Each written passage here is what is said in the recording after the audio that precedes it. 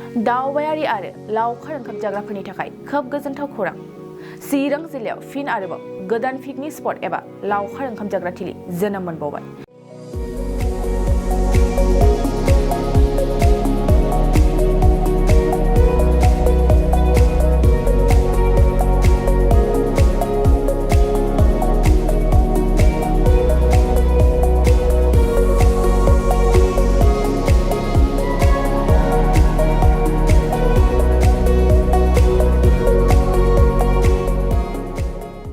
बे लावखार ओंखाम जाग्रा थिलियानो जाबाय निज्ला इक' टुरिज्म। बे निज्ला इक' टुरिज्म लावखार ओंखाम जाग्रा थिलिखौ दिनै बेखेवगोन। मख'नो गोनांदि बे लावखार ओंखाम जाग्रा थिलियाव सारि सारि बुंफबनाय बैग्रिबारि जिरि जिरि बोहैनाय निज्ला दैसाया मिथिंगाखौ खोब समायहोयो आरो बेबादि नुथाय थानायनि थाखाय निज्ला इक' टुरिज्म लावखार ओंखाम जाग्रा थिलिया खोब समायफ्लेयो। मिथिहोनाय बादिब्ला दिनैनि बे निज्ला इक' टुरिज्म लावखार ओंखाम जाग्रा बेखेवनायाव देंखो मोनाबिलि हाबाफारिबो लानाय जादों। बे हारिमु मोनाबिलियावनो बर'नि मुंदांखा देंखोगिरि नयन बरगयारी, इलिसा बर' आरो गोबां मेथाइ रोजाबगिरि मोसाखावरि बिथांमोना बाहागो लागोनखौ मिथिहोदों। दानिया फै निज्ला इक' टुरिज्मनि आफादगिरि दिपेन प्रधान आरो गाहाय नेहाथारि सोमखोर बसुमतारिया खौरांगिरिनि सिगाङाव मा फोरमायखो मिथिना लानि। गिबियावनो निउस पर्टेल नोंथांमोनखौ जोंनि बे इक' टुरिज्मआव बरायग्रोनाय थाग्रोबाय। जोंनिया निजोरा इक' टुरिज्माहाय फैगौ 17 थारिख गाबोन सानसे समफोरनो सेटारडेआव सुनिबाराव 11टायाव जोङो ग्रेन्ड अपेनिं सेरेमनिखौ लानाय जाबाय। दा बेवहाय जोङो माखासे इभेन्ट्सफोर लानाय जादों, जेरै अपेनिं खालामखांनानै 11टायाव अपेनिं खालामखांनानै जोङो मोनायावहाय एसे रंजानो थाखाय जोङो साखाफारा जादों बोसोराव खनसे हिसाबै। दा बेयाव जोङो मोनसे मिउजिकेल नाइट एबा कालचारेल प्रग्राम बेखौ लानाय जादों। बेयाव जोंहा मेथाइ रोजाबगिरि जोंनि ओनसोलनि गायकफ्रा सौफैगोन, जेरै नयन बरगयारी आदा, जेरै उदालगुरिनिफ्राय इलिसा बर' आरो जोंनि ओनसोलनिफ्रायनो बङाइगावनिफ्राय जोंहा दङ। जोंहा थांनाय समफोरावहाय नेपाल हादरनि रियेलिटि श'आवहाय रानार्स आप मोननो हानाय जोंहा उपुसना रिजल सिस्टार बिनानाव बिथाङाबो जोंजों बाहागो लाफैगोन आरो जोंनि ओनसोलनि दादगारि ओनसोलनि हाथिसारनि जोंहा जम्बु बेन्ड होननाय दं, बिथांमोनाबो जोंजों बाहागो लाफैगोन आरो रुनिकाटा ओनसोलनिफ्राय जोंहा फेस्ला बुंग्रा एक्टर दङ, बिथाङाबो जोंजों बेयाव बाहागो लाफैगोन आरो लोगोसे जोंनि ओनसोलनि माखासे गायकफ्रा बा मोसाखावरि बिथांमोनफ्रा जोंजों बाहागो लाफैगोन आरो बेयाव बे हाबाफारियाव। दा बे हाबाफारियाव आङो 17 थारिखआवहाय जे रंजानो थाखाय बा इन्जय खालामफैनो थाखाय जोंनि साफ्रोमबो जोंनि बिटिआर हालामनि रायजो राजा लोगोसे आसामनि रायजो राजा नोंथांमोनखौ आङो बे मिडियानि गेजेरजोंहाय नोंथांमोनखौ हांख्राय हरनाय जाबाय आरो जाहाथे जोंनि बे हाबाफारिया जाहाथे मोजाङै मोजां जानानै थाङो। ओरैनो इदिनखालि जागायजेननाय बा ग्रेन्ड अपेनिं हिसाबै एन्ट्रिनि फिसफोरा मारै लानाय जादों नोंथांमोना? दा बेखौथ' मा बुंनो, जोंनि ओनसोलावहाय जोङो हाइ क्वालिटि बा हाइ एमाउन्ट लानानै जों सोलिनो हाया, जाहाथे बयबो समानै जोङो मोजाङै सोलिलांनो हायो बेखौ नोजोर होनानै जोङो पार मेम्बार हिसाबै सासे मानसिनि थाखाय बाव हाबफैयोब्ला अपेनिंनि थाखायहाय अपेनिं सेरेमनियावहाय 50 रां लानाय जागोन, कार हिसाबै नङा आरो पार मेम्बार हिसाबैसो जों लानाय जागोन आरो जेनेबा कार गंसेयाव सासे फैनो हागौ, जों बाव जुदि 500 लायबाथ' जानाय नङा होमबा, ओंखायनो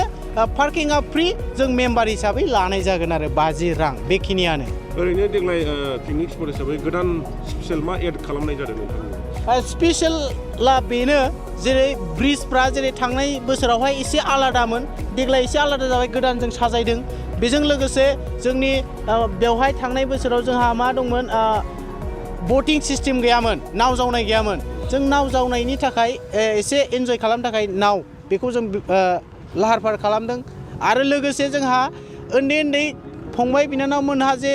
बाव पिकनिक जानायाव फैफागोन नङा होमबा, दा बिथांमोनखौ एन्जय खालामनो थाखाय जोङो बाव बेलुन गाखोग्रा नङा होमबा बेखौ जोङो लाबोनाय जादों आरो लोगोसे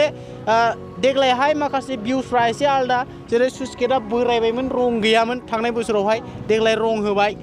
बिराद मोजां नुदों आरो लोगोसे बैग्रि बिफांफ्राबो मोजां नङामोन, देग्लाय मोजां एसे बिफांफ्रा देरबाय, फिथाइफोरखौथ' थांनाय बोसोराव जिबायदि मोनजादोंमोन देग्लाय साबसिनै मोनजागोन आरो लोगोसे माखासे जोंहा मानसि हिसाबै माखासे सुबिदा उसुबिदा जायो, जेरै फायखानानि थाखाय नङा होमबा, टयलेटनि थाखाय सुबिदा दं थांनाय बोसोराव एसेबां मानि मोजां नङामोन देग्लाय जों साबसिन खालामदों आरो जाहाथे प्रब्लेम जाया बेखिनियानो आरो ओरैनो माखासे अर्गानाइजेसनफोरनिफ्रायहाय माखासे माबा नेम निथिफोर होदों औ जेरै फेग्रा मुवा बेसादफोरनि सायावबो बेफोराव नोंथांमोना माबायदि बेबस्था लादों औ बे बेलायावहाय आं बेखौनो बुंगोन जोंहा देग्लाय दखान एबा हटेल होनायनि थाखाय मोनसे दानि फोसावनाय SOP जों खाब जानानै जोङो रुल्स एन्ड रेगुलेसनखौ बिथांमोननो जों होनाय जादों आरो बै रुल्स एन्ड रेगुलेसनफ्रा जाहैबाय मा दखानावहाय अपेनलि एलकहलखौ फाननो मोननाय नङा आरो बिथांमोना बे स्ट्रिक्टलि जोंनि कमिटिनिफ्राय दङ आरो जाय दखानदारा जोंनियावहाय एलकहल फाननानै जोङो नुगोन अपेनलि फानदों बिथांखौ जोङो फाइन लानाय जागोन बेखौ डाइरेक्ट बुंबाय 10,000 फाइनखा बियो बेखिनिखौ बुंबाय आरो एलकहला एकदम फ्रि आरो न' डाउट जों लाबोनानै लोंफैनाया बेयाव आलादा खोथा जेनेबा बाव जुदि एभेलेबेल मोनोबाथ' माबा मोनसे जायो नालाय ओंखायनो जोङो एलकहलखौ जोङो हटेलफ्राव फाननायखौ जोङो बिराद स्ट्रिक्टलि जों एक्सन लानाय जागोन आरो बेखिनि आरो मोनसेबाव माखासे मानसिफोरा पिकनिक जानानै फैनायनि नामावहाय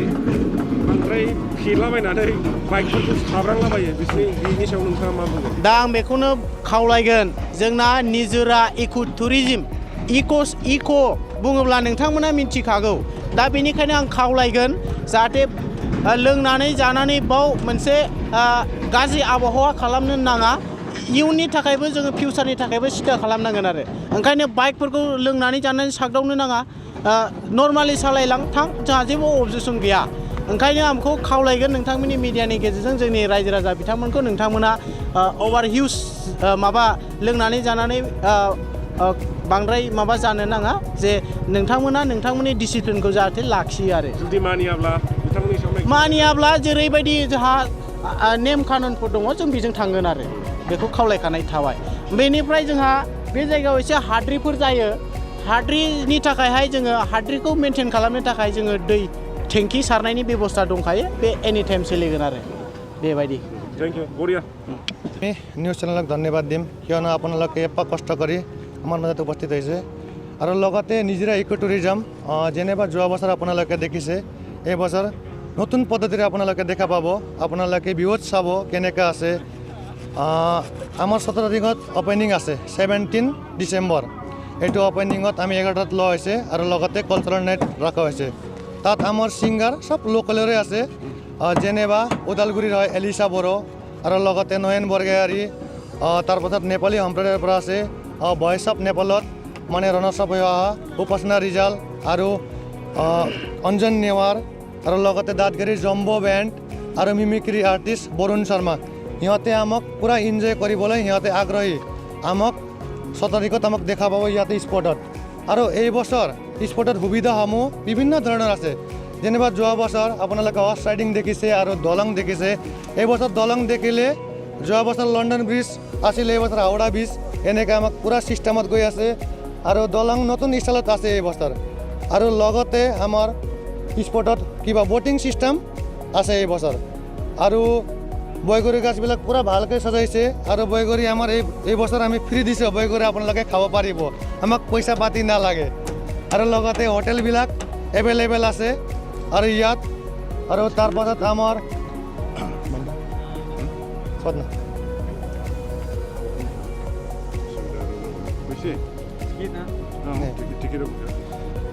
এই বছৰ আমি টিকেটটা এনেধৰণে কৰিছোঁ এন্ট্রি ফিস আমি মানুষ হিসাবে মাত্র লম বেশি না লম আমি কম হিসাব মাত্র 50 টাকা এই রকমে আমি লওয়া হয়েছে মানে গাড়ি সারি আমি সব ফ্রি পার্কিং ফিস ফ্রি খালি আমি মানুষ মাত্র 50 টাকা লম মানে গাড়ি লৈ আহি কিনে আমি গাড়িটা ফ্রি পার্কিং মানুষ 50 টাকা আমি খালি লম হিসাবে এইটো প্ৰথম দিনৰ ওপেনিং কৰা সময়ৰ হ'ব না পিছতে এনেকুৱা হ'ব পাছৰ টাইমত আমাৰ ব্যৱস্থা আছে যেনেবা কাৰ পিছ আলাদা হ'ব বাইক পিছ আলাদা হ'ব এইটো নেক্সট দিনত অপেনিং দিনত আপোনালোকে গম পাব কি চিষ্টেম আছে এতিয়া আমি নকম কি চিষ্টেম হ'ব আপোনালোকে পিকনিক খাব আহিলে আপোনালোকে গম পাব আৰু লেট্ৰিন বাথৰিং এভেইলেবল এই বছৰ টেনশ্যন নাই সব ফ্ৰী আছে ৰাইজক কি আহ্বান জনাব আহিবলৈ ৰাইজতে যোৱা বছৰ আমাক চাই কিনে বহুত সঁহাৰি পাইছোঁ ৱেলকাম আমাৰ পৰা একদম আপোনালোকে আহক এনজয় কৰক আমাক ফুল্লি হেল্প কৰক আপোনালোকে আহিলে আমিও একদম ভাল পাম মনৰ পৰা এতিয়া আমি আপোনালোকক খুজিবলৈ বিচাৰিছোঁ ধন্যবাদ नोंथाङा सानाय सुनाय बेरामनि जेंनायाव गोग्लैदों नामा जुदि नोंथाङा सानाय सुनाय दंब्ला जिंगासिनांगौ गैया। चिरां जिल्लानि बेंटल गेट साफागुरियाव दायो एसआइ निउर' थेरापि सेन्टार दंसै। बे थेरापि सेन्टाराव नोंथाङा गोरलैयैनो देहानि सानाय सुनायखौ फाहामथाय लानो हागोन। बे आथिं सानायानो जाग्रोदों, ओमफ्राय जानाया एसे सिगांनिफ्रायनो जाखादों, ओमफ्राय बिदिनो गुबुन गुबुन मुलि जाबाबायदों, ओमफ्राय हामाखै। दिनैनि ट्रिटमेन्टआ आङो एसे मोजां मोनसिनबाय। जेरै सिं सानाय, आफादावरि सानाय, मोदोम जरा सानाय, आइजोफोरनि जेंना, खर' सानाय बायदि बेरामखौ फाहामनाय जायो। लोगोसेयैनो बे सेन्टाराव थानानै फाहामथाय लानो हानायनिबो सुबिदा खालामदों। नोंथांमोनहा एसआइ निउर' थेरापि सेन्टाराव फाहामथाय लानो गोसो दंब्ला नैबे मबाइल नम्बर 7620160459 नङाब्ला 9476977956 आव थोंजों सुलाद लानो हागोन।